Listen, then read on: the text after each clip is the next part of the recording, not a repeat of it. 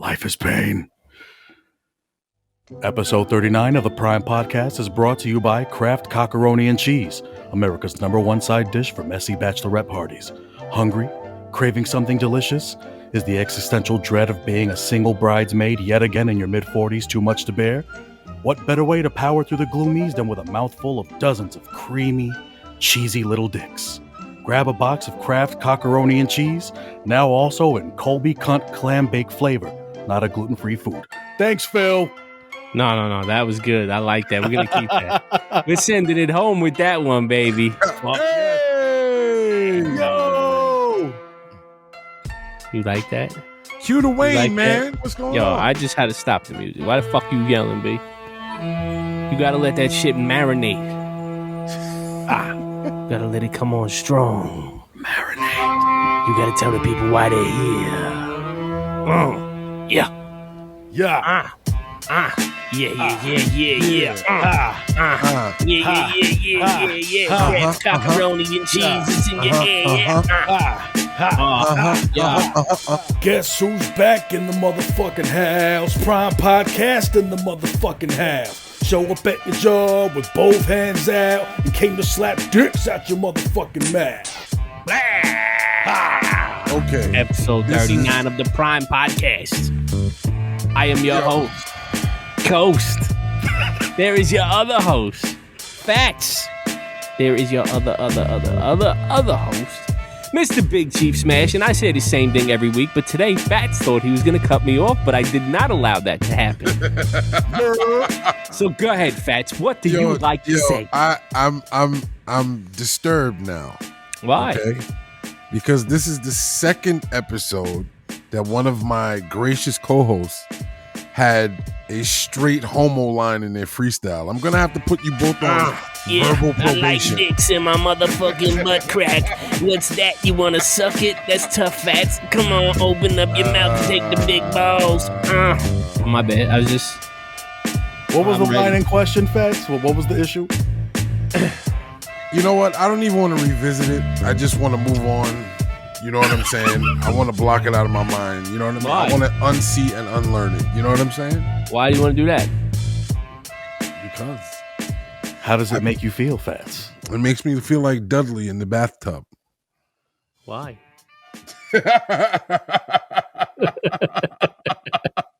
I know you was about to rub a dub or some shit. Yeah, so what's going on, fellas? What's happening? I mean, Are you gonna cry? Piss your pants, maybe? Maybe shit my and God. come?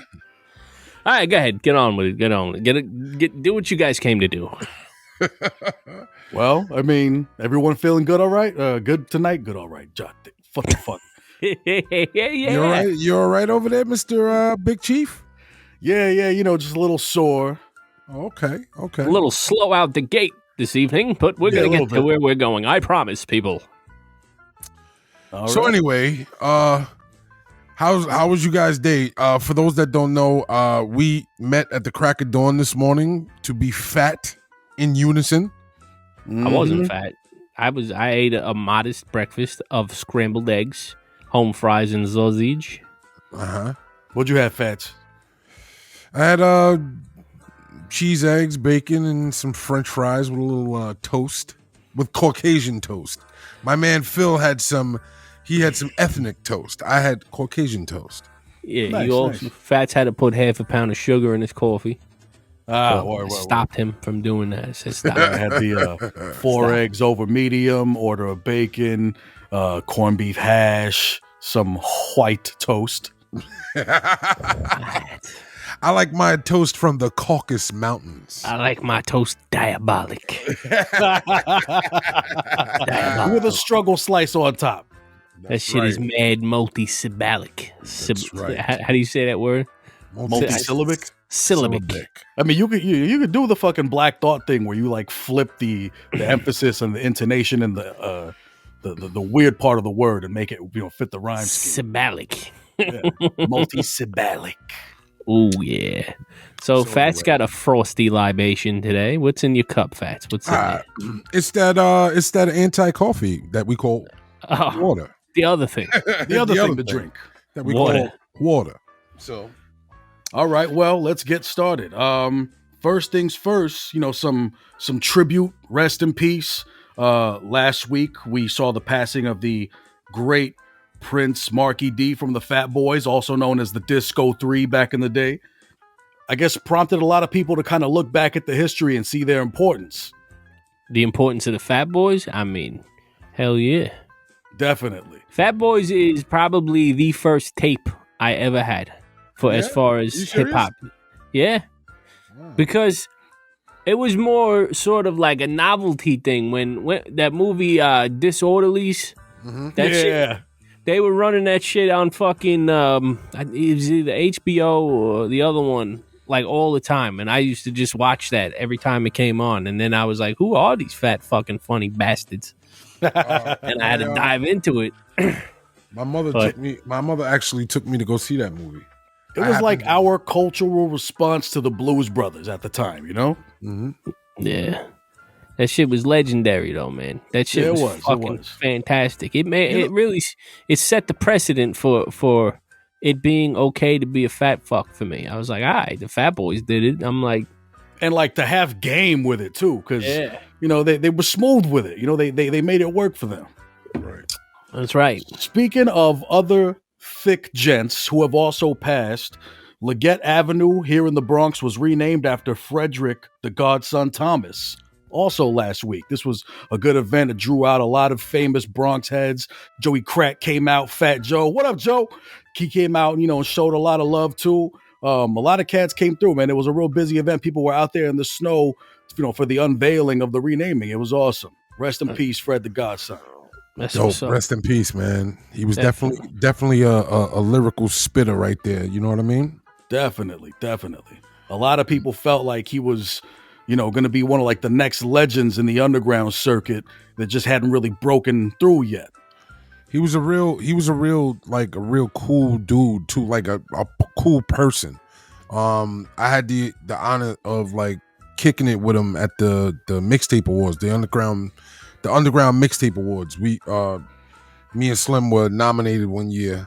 I believe Slim and I. Thank you, Mr. Nerdington.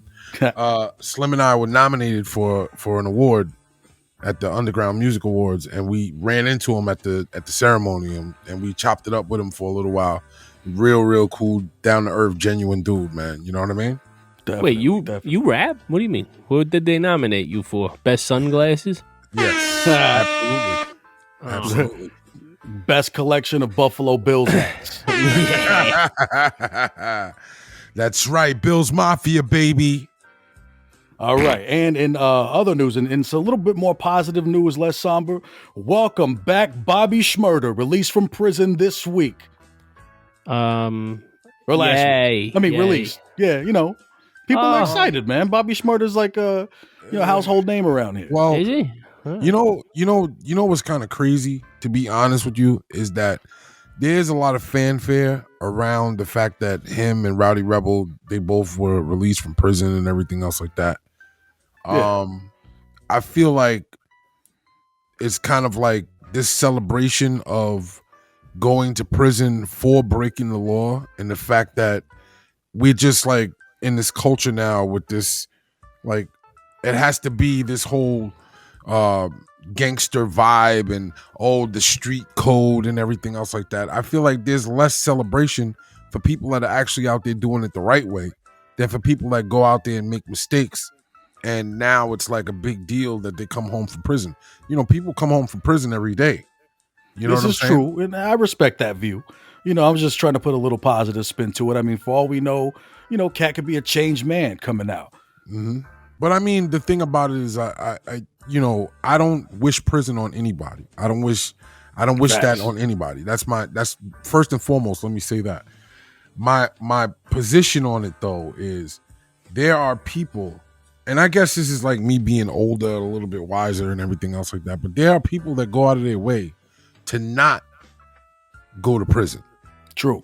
You know what I'm saying? There are people that go out of their way and spend a lot of money to actually become professionals on a whole nother level. And I feel like in our community, in communities of color and urban communities, we more like to celebrate the bad guy than celebrate the guys that are actually out there doing something to change the narrative about the people that come from these communities. Oh, the narrative, huh? Really? Yeah. Oh, okay. Well, I don't want kind of a deep dive. I can breathe again. All right. But I mean, welcome home, and I hope that he's able to pick up where he left off. You know what I'm saying? Definitely, and move in a positive direction. You know, that's the thing. Like, I fully acknowledge what you're saying in terms of like how our communities, tend to give the hero treatment to people that may necessarily not fit that description. But you got to also take into account that even by those means, some of these cats are out there coming back to their communities with a lot of cash, a lot of support for the locals. You know what I'm saying? And while that may not be reflected well enough, like that does mean something to the people that, are followers and supporters. Right. You know what I mean? Like, yeah, sure. You look at some of the gangsters from back in the days, from the 80s and the 70s and the 60s. And sure. Objectively, they were doing bad things, but they were also coming back to their neighborhoods with truckloads of food and other supplies that would otherwise not be available. You know what I mean? But you know what that to me says? And maybe people will disagree with me, but that's like me saying, you know what, Jay, even though I shot you, I was the one that actually triaged you, stitched you up, and I treated your wound. I understand where you're coming from. I fully get that. I just, I feel like for some people, for a large contingent of people, there may still be some meaningful purpose behind that person's life. No, whether or not I'm they're not living saying within the confines of the law. everybody has meaning to their life. What I'm saying is we paint the narrative like this is like very noteworthy that this man was released from prison for being a accessory to a bunch of crimes. You know what I'm saying? And the thing about it is these were not crimes that were committed to actually further the community. These were crimes that were committed for personal gain. You see what I'm saying? So it's not like a Robin Hood situation where you're doing these things, you're knocking over banks because you're trying to fund community centers. This is what I'm saying. That's a hero. You know what I'm saying? This is what I get for being the man with the ear to the streets. All right. You know how I feel about that whole thing right there. It's just news for you. That's all I'm saying. And I got news for you. That means you're gay. Just in case we didn't. Anyway. But anyway, yeah. I don't want that to be like a situation where that scuffs my Timbs. I'm happy that he's home, and I hope, to be honest, as far as being an artist, I hope that he's able to pick up where he left off and actually move away from Where did he leave off, by the way? Because I've only ever heard one song from Bobby Shmurda. Yeah, but that one song was in the stratosphere. He ruled the summer with that song. And it's back. Like, people are celebrating. You really look at like the internet and, social media, and like people are dedicating like artwork to his return and things like that. It's another thing is too, he can probably, well, not even probably, I'm going to say 100%. He can attribute the fervor around his career and around his release to the fact that 6ix9ine went the route that he did. And it just gave extra light to these guys. The fact that they were in a position where they could have done the same thing and they chose not to. Sir, did you just use the word fervor? Fervor? Yes, I did, sir. Was that... Are you trying My whole identity is being challenged, sir. Fervor. I issue you a challenge to proceed no fervor. Get it? With your Nerdington impersonation. That's my shit. That's my stick, motherfucker. You do the sports and the cool guy thing, and I'll do the fucking nerd thing. That's my fucking lane. Stay in your lane, bro. My bad. My bad. Born. In truth, I never want to hear it again. Okay. These sound bites, like, turn the volume up. Exactly, Mr. Engineer over there. You're not even doing the right thing, Mr. Engineer. I'm trying my best. I'm not the sound bite guy. I just have a whole bunch of funny things on my iPad here. Fill the sound. And you know what? That just leads us to the next segment. What he's doing scuffs my Timbs. How? All right. let's get into. Were we really gonna do Scuff My Tims? You know what What's really Scuffs Your scuffs my Tims? Go We ahead. would like intro music for Scuffs My Tims. Chugga, chugga, chugga, my Tims got scuff, scuff, scuff, scuff, scuff. Ba-dum, boom, boom, boom. All right, that works. Fuck yeah. Fuck it. Okay, so what really scuffs your Tims? Well, I was in the news this week. We have the Asian sensation, Mr. Andrew Yang, who is the Democratic frontrunner to run for the mayor of New York City. Yang He gang. once- Hashtag He Yang once gang. he once tried to run for the big seat. You know what I mean? The big seat in the Oval Office, but he dropped out of that race, and now he's resurfaced as the front runner to become the next mayor. Well, the next Democratic candidate for mayor in New York City. Right. So on Friday, he happened to be on a Staten Island ferry headed to the city. Hold up. He was on a ferry? Exactly. Can I? Fuck you mean he was on a so far- ferry? Exactly. He was on. Fats is 2021. uncomfortable. Fats is uncomfortable. Okay, No, he go. was riding the Staten Island ferry. It's a fucking ferry. Ferry. It's not It's like the difference between bagel and bagel. It's a well, no. It's sound it out, motherfucker. Fairy is what you hear. All right, the Staten Island ferry. Is Okay. that better? Ferry. Go. Okay. So anyway, he's on the boat, right? And a pipe-wielding assailant was trying to attack a photojournalist on the boat. Wow. So Andrew Yang, he sprang into action and he diffused the situation and allowed the photojournalist to get away unscathed.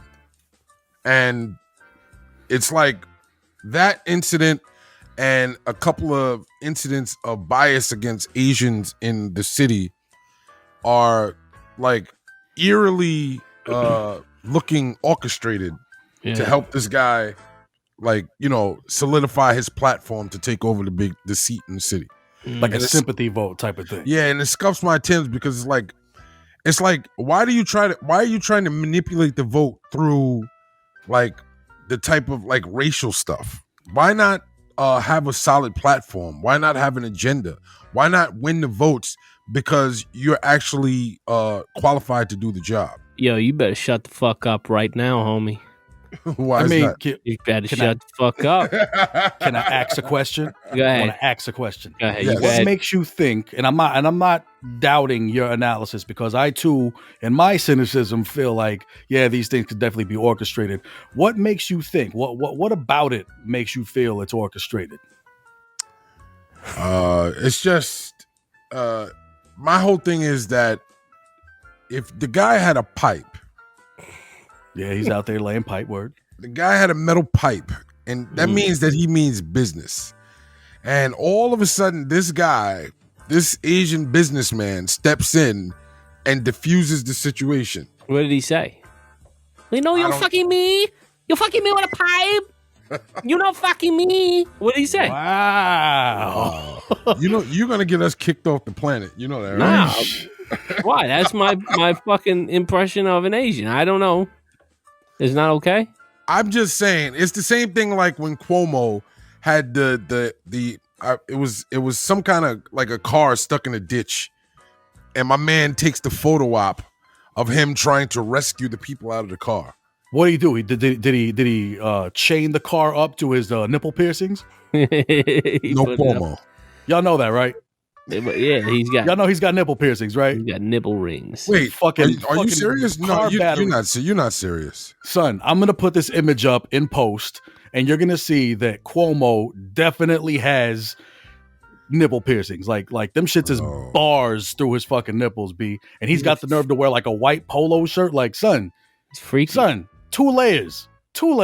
Band-aids. Wow. Like you want to But, bite those shits. I mean, you don't get nipple rings if you don't want Yo, people but- to see them. You know. But to the original point, it's just that everything is it's like all of a sudden you have this story and you have this uptick in attacks on Asian people in the city. And And I it's feel like for that uptick is legitimate. Like that shit's real, but yeah, but I'm saying it's like for no rhyme or reason. Now Why all would of a sudden anybody? Why would they want to attack Asians, man? Asians I mean, should there's chill. been this whole thing regarding the coronavirus and people still on their in their feelings, blaming it, calling it the China virus and basically singling out Asian Americans. yeah, I'll tell you this. That's the spin, man. I'll tell you this much. Okay. I've actually seen that shit firsthand because right behind my building, there's a great pizza spot. I'll plug it later. But there's also very typical hole in the wall little Chinese food spot, great wall, and during the beginning of the pandemic last year when, the whole stay-at-home order was still fresh, people were throwing rocks at these folks' windows in their business, talking shit, coming in looking like they're going to order and being like, yo, it's your fault. Yeah, why don't you go back? Yeah. Like, that shit is real. Like, I can't front like that shit doesn't exist. I mean, I don't know if you follow China Mac. I'm not China saying Mac's doing a whole real big campaign about trying to stop this type of violence, too. Mm-hmm. I'm not saying it doesn't exist. I'm just saying, even if it is that and the uptick is organic, I feel that the incident on the boat was to play on the coattails of that. I definitely feel. I don't feel like that was genuine. You know what I'm saying? I feel like with a cat like Yang, no offense to him on a personal level, this is a vibe I get. He seems like an opportunist. Like this would be a perfect opportunity. That's what I'm saying. Just like you said, ride the coattails. Right. And I only get that impression because of the shit that went down at the DNC when everybody started, kind of bending the knee to Biden and shit. Exactly. They were outperforming Biden. Exactly. And then Biden announces, oh yeah, my VP pick's going to be a woman of color. Right. And Yang tweets, this is fucking news to me. Not literally, but Right. Like that was his shock because they were being promised the VP slot if they would bend the fucking knee to Biden, who was performing the worst. Yeah, that's what I was gonna say to Fatz before. Yo, don't get my man started on Sleepy Joe. You know what I mean? Fucking Sleepy Joe. What are we? We're a month and 8 days into his presidency. Right. Gas prices are through the roof. Right. I wasn't expecting much. I mean, shit. Yeah, but bomb has already been dropped in Syria. Right. I mean, what the fuck else is new with the presidency? I mean, a few days into Trump's presidency, we were doing the same thing to Yemen. This is not me caping for Trump, but Biden was supposed to be a different rich white guy. Come on, man. Seriously. Come on, man. My favorite thing to come out of this whole thing was, the reluctant Biden voters like, fine, Biden, but this is bullshit. Like that T-shirt, I gotta get my T-shirt because that, what I'm saying, like I don't support the DNC and who they've been putting in the front, but holy shit, was that funny? Right. We're waiting. That's all right. Well, this got fucking weird. You got to put those crickets here. All right, we'll do that. Okay. Well, you know what? You know what really scuffs my fucking Timbs? What's that? Thieves. Let me explain. So, I'm on my way to work the other day and I go to my car and the door was kind of left a little bit propped open. Somebody had broken into my shit, stolen my tools. I wasn't really in my feelings about it. It's not like these were expensive tools. There was a couple other things they could have taken, but they didn't know. You know what I'm saying? Like I work at different offices. I got these big, really expensive toner cartridges and shit.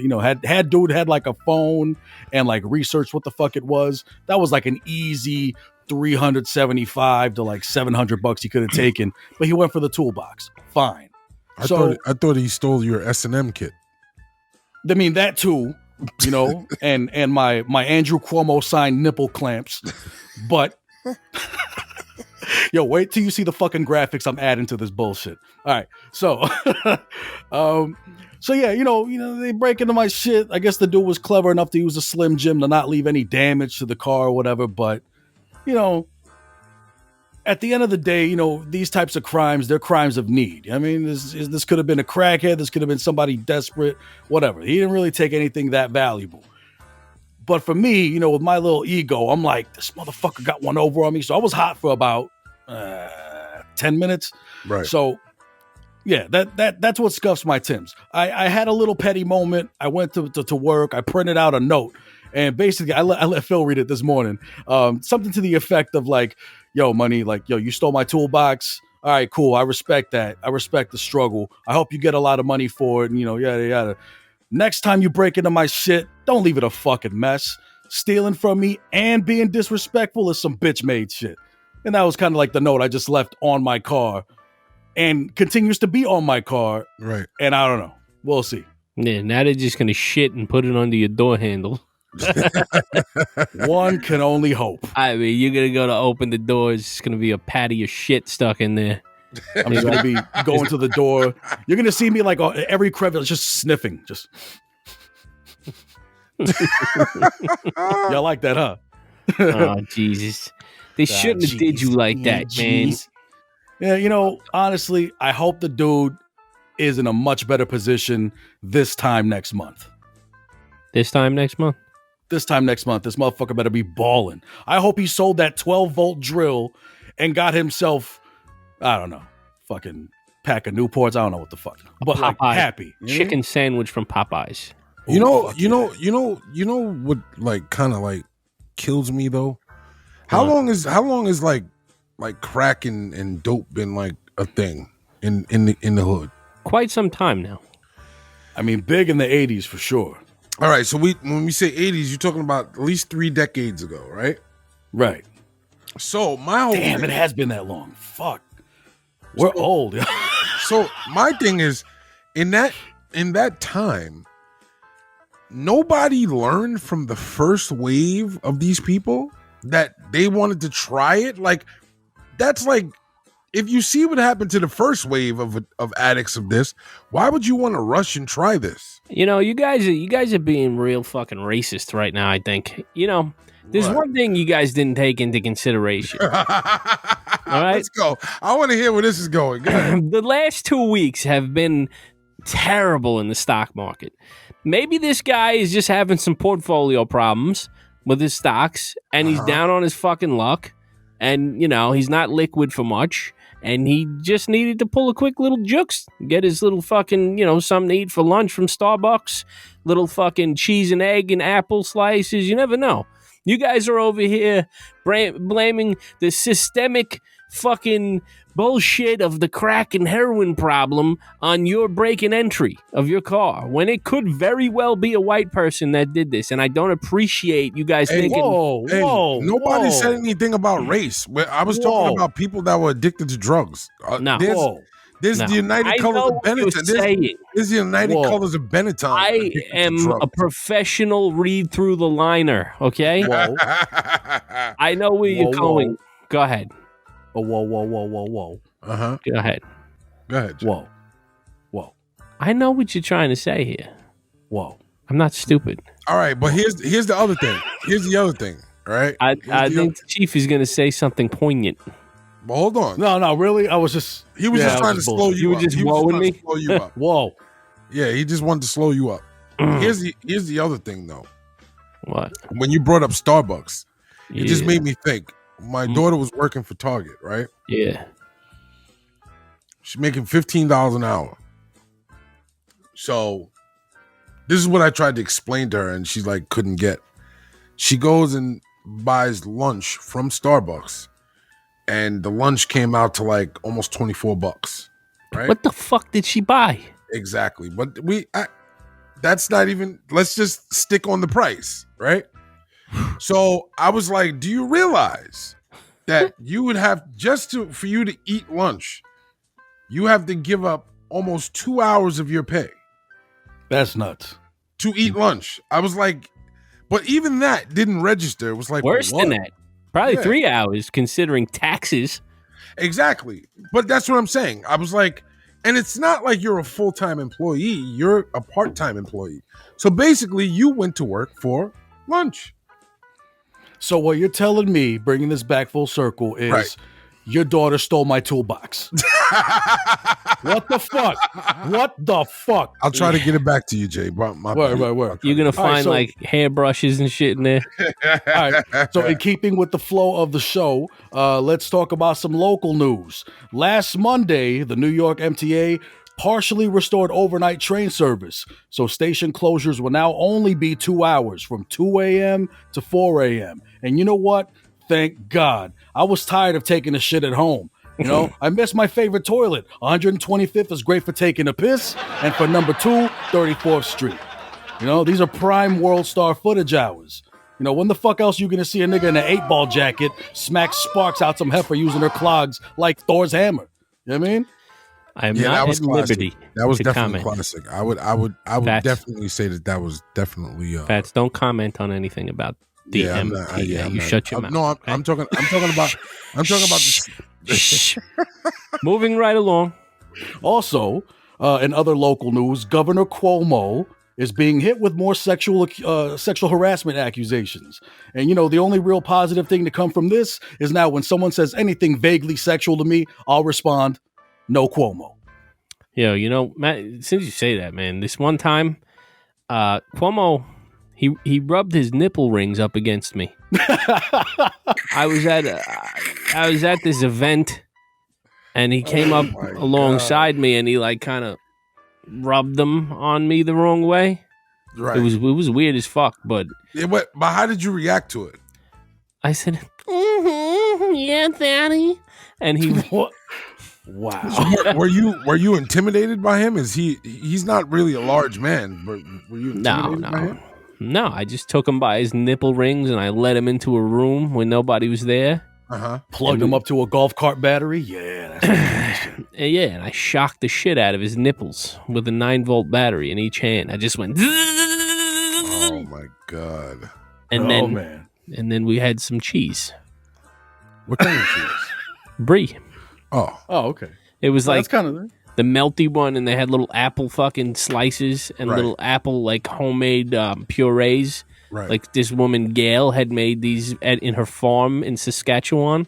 It was just You know to the thing die is, for. you know what the thing is that with the vividness that you are supplying this story, I believe it. What would make you think that I'm fucking lying? Have you known me to be a liar? No, I'm not saying that. I'm just saying that, you know, sometimes it could be like the land of make believe. You know, you remember when she used to like look in the tennis racket and I see John and I see Jill and I see Ryan and Jack and everything else like that. It could be that.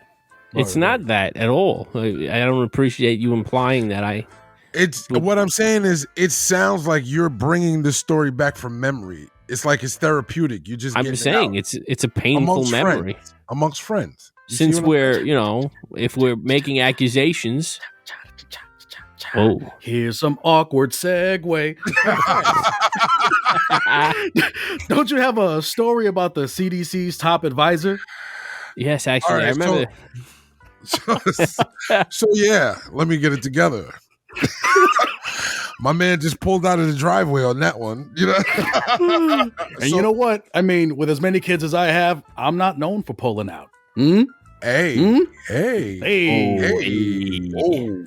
So anyway, Johnson & Johnson, they just got their vaccine approved. The FDA approved it on Saturday, and the CDC voted to approve it on Sunday, and they're trying to roll it out as soon as possible.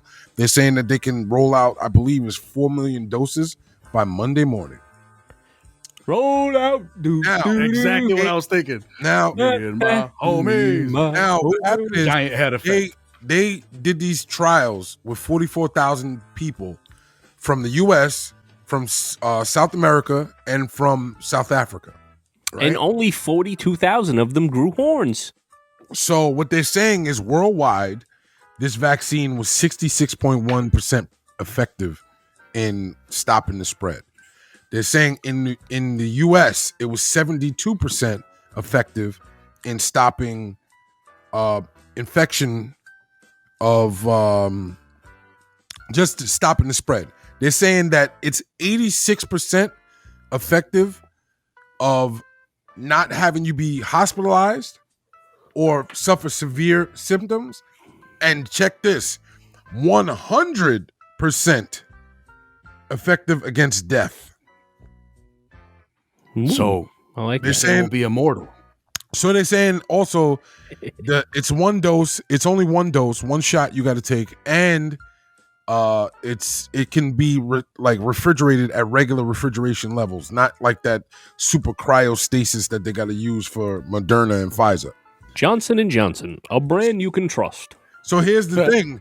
The thing that popped in my head, these are the people that were causing cancer with talcum powder. We're going to trust them with the vaccine. Hey.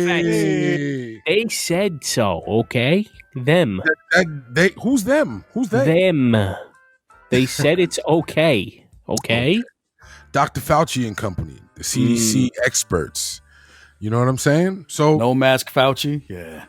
So all the people out there, all the investors, put some money in Johnson & Johnson. You make a little money with these vaccines. You know what I'm saying? Hey. Yeah. Hey. And while you're at it, why don't you go play with your Johnson & Johnson? Hey. Oh. Hey. Hey, how you doing? Where you going? What else? What else we got to talk about here? Huh? What? I mean, Phil, where's your story, Phil? I got one for you right here. If you guys really want to know how to cure this fucking coronavirus thing, I'll tell you. I know. I got a guy. He gave me some good advice. Yeah, make sure. You know what you do? Make sure you turn the volume up on that. Okay. All right. All I got to do is get a piece of and drink some hot chocolate. Yeah. All right. I got your coronavirus cure right here. Whoa. Right here. Fuzzy pickles. Yeah. The thing is, man, no matter what happens, I can tell you that all of these companies that are rolling this thing out, they're gonna be making some buku bucks, my man. Fuck yeah, real-time human trials, of course. Yeah. What is that? Where did you get the buku from? Is that from Full Metal Jacket? Where was that from? Two buku. Two black men, two buku. Yo, but check it out too. They're saying that this Johnson & Johnson. That's another thing they were saying. They're targeting incarceration institutions and homeless shelters. Wipe them out. You know? Wait a minute. You mean to tell me that a major medical corporation is targeting vulnerable communities that have no say in their health They would whatsoever? never do. They wouldn't do that. Whoa! The fuck? Hashtag gynecology. What the fuck? Who For would, real? Who would do that? Would the government do that to us? Tuskegee? What? Oh, Syphilis? What? Oh man. Yeah. Smallpox? Blankets? Right. Wow. I don't think so. I think you guys are making shit up. Hey, it's in black and white, my man. All right. So wait, we started off with the intro to the cure. So what's the cure? The cure is to run from the cure. Okay. I'm slow. Okay. Well, Not enough coffee. You know what the problem is? The spread that's going on is all people that are asymptomatic. There's a bunch of people walking around that don't feel anything, that don't even know that they have it. Right. You know? And that's the situation. It's like when you're walking around, you have no fever. Listen, we went into the diner this morning. You put your wrist in the thing, you're the normal temperature. It doesn't mean you don't have it. It just means you don't have a fever. You don't have symptoms. Right. So again, it's the same thing. There's people that walk around with the flu. Yo, last year we were standing in front of Coast's house and we would, discussing the podcast. We were exchanging cameras. And he said something, and I kept bringing it up on this podcast. He was like, the flu just had a publicist. You remember that, Coast? Sure. They had a really great publicist last year. Still working I with him actually today. remember you making that point around the first time I was featured on the show because I had the Rona. Right. Yeah, you did. You had the Rona. And I'm just gonna go and say you sort of haven't been the same since you had the Rona. Nah, for real, I can say honestly, my energy levels for this past year, like I just can't get enough sleep. When I can't sleep, it doesn't feel recuperative. When, it's been weird, man. Like I feel like I've aged 10 years. You know what I'm saying? Right. I live in a 4th floor walk up in the Bronx, pre-war building, no fucking elevators whatsoever, anywhere on this neighborhood. Right. And just going up the stairs lately is a fucking challenge. I gotta stop at the 2nd floor. You know what I'm saying? They're like base camp 2. Right. You know what I'm saying? I gotta have some hot cocoa, build a fire and shit before trying to reach summit. It's fucking killing, man. I've had to cut off 2 toes from being gangrenous and shit. It's fucked up. Right. Yeah. I've lost 3 of my 9 kids, 7 babies' mothers. It's fucking crazy. You'll be all right, man. You'll be all right. Yeah, hope no one fucks with my stash of Goya cans on the 3rd floor. Whoa. We supporting Goya again? Hell yeah. Nah. It's just what I've robbed off of other passersby. Wow. Mm-hmm. I support that. Come find out. Fuck around. Fuck with my beans. Yo, but check it out. In entertainment news, I was pleasantly surprised. I checked out this Hip Hop Uncovered on FX. Have you checked that out yet, Coast? No. Well, it's a series. It's a bunch of like OGs in the game. You know what I mean? Name a few. Who we got? I haven't seen in the first episode, it was Bimmy from Queens, Deb Antony, his sister, Big U from LA, Trick out of Detroit. They talked to Haitian Jack. Who else were they talking to? Big up to Haitian Jack for finally getting his side of the story out there regarding the Tupac incident. Right. So they were like interviewing all of these OGs, right? And they were talking about how the bridge between the streets and hip hop was formed back in the day, and like how it's come to where it's at now.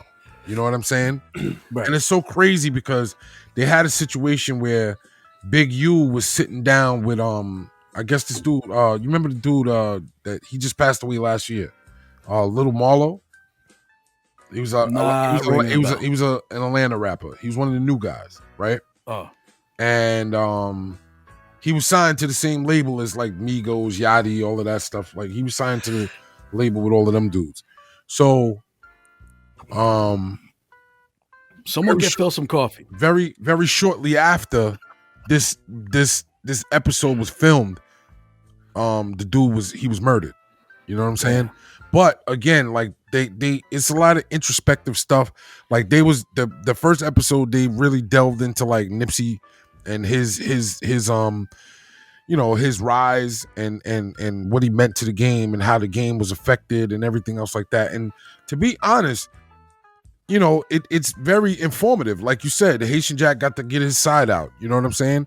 Right. You start to see how, Bimmy and Deb got into the game and the people that they was messing with and everything else like that. It was definitely a dope thing, and I'm stoked to watch it, and I would recommend that people go out there and check it out. You know what I'm saying?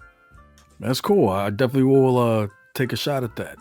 Yeah. No pun intended. That was terrible. Sorry. That was fucking Baka.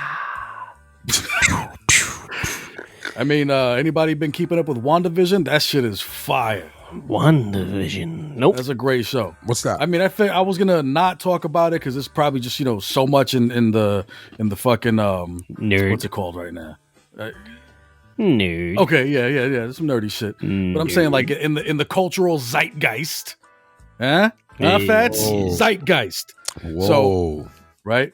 And so yeah, it's a cool show. It's kind of combining a few Marvel comic storylines and the involvement of Wanda, the Scarlet Witch, and Vision, and it's real cool. If you guys haven't seen it yet, it's actually really well done. They like to confuse their audience with some red herrings here and some breadcrumbs there and references to shit. It's real fucking good. This last episode, I'm not gonna front, I got a little emotional.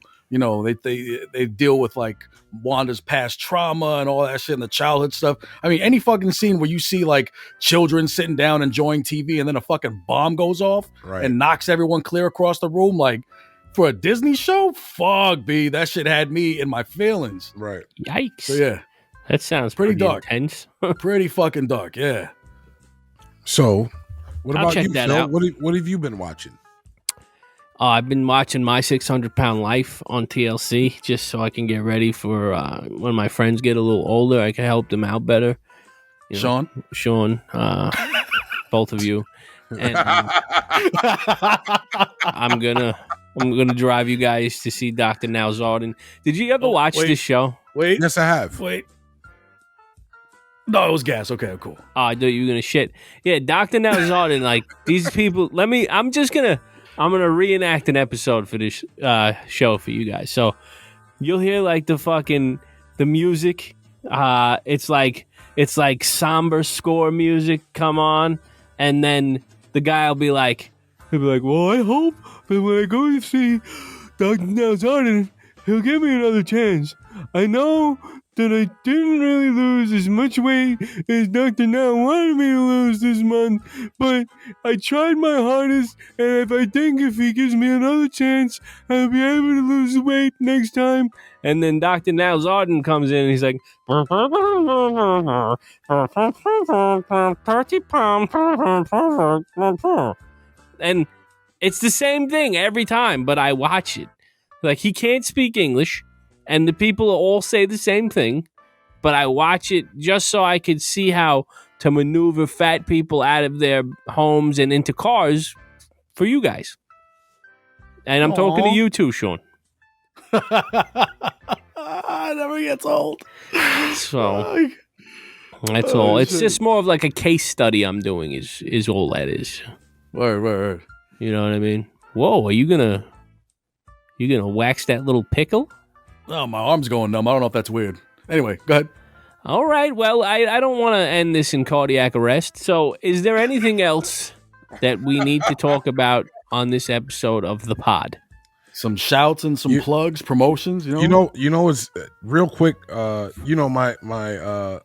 wife is an educator. She works for the Department of Education, right? Boo. Go ahead. It's funny because the New York City chancellor resigned, stepped down a couple last week, and now they have a new interim chancellor that has just been appointed. Chancellor. You know what's so crazy? The DOE has a $150 million lawsuit pending against them, and it's a white woman named Karen. What? Karen Ames, White, is alleging that she was wrongfully terminated. And it was due to the fact that Carranza's equity agenda forced her out, and it's she was replaced by people of color. Okay. All right. This well, poor woman. You know, if there's anything in my life, $150 million. That's a super Karen, my man. I'm really not interested in this story. This is really. I've been trying to keep an erection the whole time, but I can't. Well, see, here's the thing. No Cuomo. Even in abandoning that story, why would you be sitting here talking to us trying to keep an erection? So when I stand up when we're done, you guys get a little surprise. Yeah, but why would you even the sound of our manly voices try to fight through that to keep? Listen, as long as I'm talking to you guys, this is Flaccid City. Don't judge me. First of all, it's 2021. Yeah, Flaccid City. You know what I mean? We don't do the standing at attention when we're talking to a bunch of testosterone-filled men. See, we don't do that. You speak for yourself, Fatz. It's been proven that surrounding yourself with other beefy men boosts your own testosterone, which then in turn gives you more erections. Not to say that you are erect because you are aroused by these men. It's just what testosterone does to your fuzzy pickle. But again, have you ever been standing in the middle of a sausage fest and had the urge to stand up at attention? Today? Yeah. The urge to stand up, the urge to have an erection? Yes, sir. I'm a walking erection. Do you know how many kids I have, bro? Yo, let me ask you this. When you used to go to these those Vogue battles, did you feel movement? Good question. I mean, if I was hard before I walked into the building, does that count?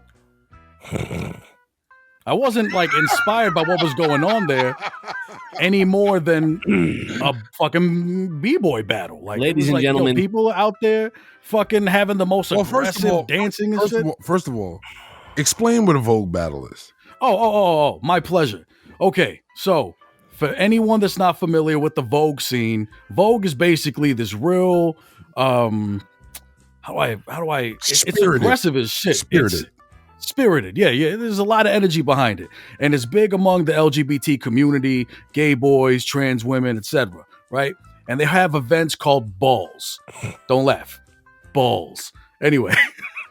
Shut up, Phil. I'm trying. You know how hard it is to keep this in sync? Keep a straight face, Coast. So I used to be an outreach worker, and I'd be at these events handing out condoms to young folks, making sure that whatever it is they're out there doing, they're keeping their fuzzy pickles wrapped, right? And so, you go to these events, and it's basically like as aggressive as b-boy battles and crumping can be. These Vogue competitions, these folks in, heels and doing these crazy things called shawams and like slamming their bodies onto the floor. And there's a whole lot of elements of different dance styles, but for the most part, I've seen more fights break out at these things than anywhere else. The shit is crazy. Right. But yeah, so I guess you've been keeping that one. You've been wanting to bring that shit up, huh? No, you've been wanting to bring that up, huh? You're talking about being amongst a bunch of testosterone enhances your testosterone and thus gives you a better erection. I mean, look, we're not all at the age where having a fucking boner is a thing to celebrate with a cake. I'm saying, like, I get boners. I just saw Phil's ass crack. Whoa.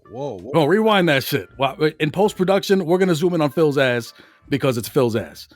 He evacuated the shot. How professional? He's evacuating his bowels. Wow. You okay over there, bud?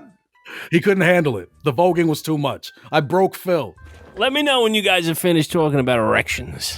Let me ask you a question. So wait, hold on. I need a list of things we can't talk about. It can't be poop. Yeah, it can't be stinky talk about farts. It can't be the color of men's underwear. It can't be erections. Right. When you're at the Vogue party and you're passing out pickle covers, do you walk up to the guys and you're like, "Hey, bro, nice cock. Cover that thing." How does it come up? I mean, not every time. No. It's just, you introduce yourself. Hey, I'm so-and-so from this organization. I'm just, get that penis out of my face. I'm just acting it out. No, I'm playing. I'm saying I'm passing out safer sex kits and here you go. And then, sometimes they'll be polite and be like, yeah, I'll take one. Thank you very much. Other times they're all catty and like, nah, get away from me. Were you handing out those finger condoms, them NYC ones? Yeah, finger cots. Yeah. We handed those out too. Those were because funny. the regular size ones don't fit on Fat's dick, so he needs the finger ones.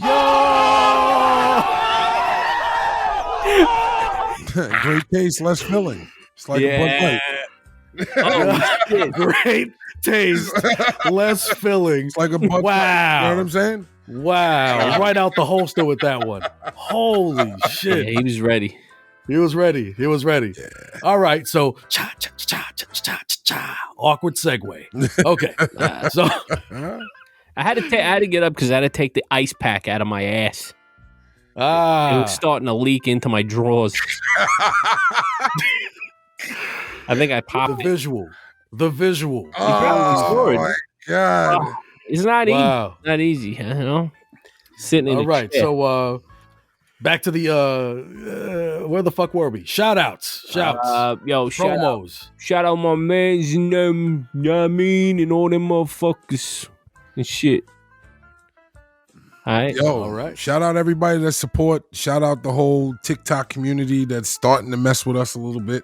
We got some more clips coming, you know what I'm saying? And just keep supporting because we're gonna keep pumping these joints out. You know what I'm saying? Pause. Word up. Hold on a second. I got a list. Oh shit. Okay. Let's see. I want to shout out the Boom Bap Kids for making high quality programming and hip hop education for kids. My boy Noah D and his organization Boom Baptism. Brat.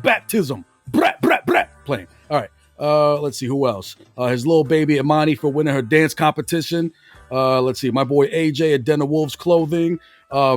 Estrella Restaurant here in the Bronx. It's on Grand Concourse, right? It's a little hole in the wall spot.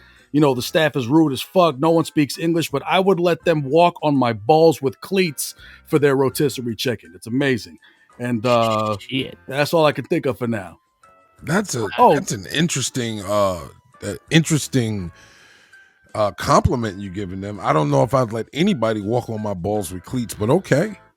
I mean, cotton, but they're a good spot. And for the most part, once you kind of break through the cold Dominican ladiness of, the staff, because they're kind of mean. Like they don't fuck around. They got no time to deal with people's bullshit. Right. I'm there looking at the menu like, do I want the tostones? And she's like, Dime, corazón, dime. You know, and so, yeah, you know, it's a good spot. You know, they misspell their own name on their sign, but, you know, whatever. It's all good. Somebody's cousin made that shit for them. So they just have Definitely. Right. All right, ladies and gentlemen, this has been episode 39 of the Prime Podcast. I want to apologize for this. It's going to get better. Trust me. Just hang in there with us. And just thank you. Thank you for being here. You know? What are you Did just apologizing for? apologize? What are you Yo, this shit apologizing? was live. What the fuck are you talking about? I'm just fucking with you guys. Don't forget to subscribe. Check us out on TikTok. Check us out on what the fuck is that? Instagram, Facebook, fucking all of the things. What is all the the other things? All the things. All the Tweeter. things that the kids do. Do we have a tweeter? We have a tweeter. Yeah, we got Tweeter. We got fucking. We got Discord. TikTok. We got the Facebooks. We got this. What the fuck is that one that everyone talks on now? Clubhouse. We got Clubhouse. Come through. Pull up. Bruh, bruh, bruh. All right, yo, one time. Peace. Peace.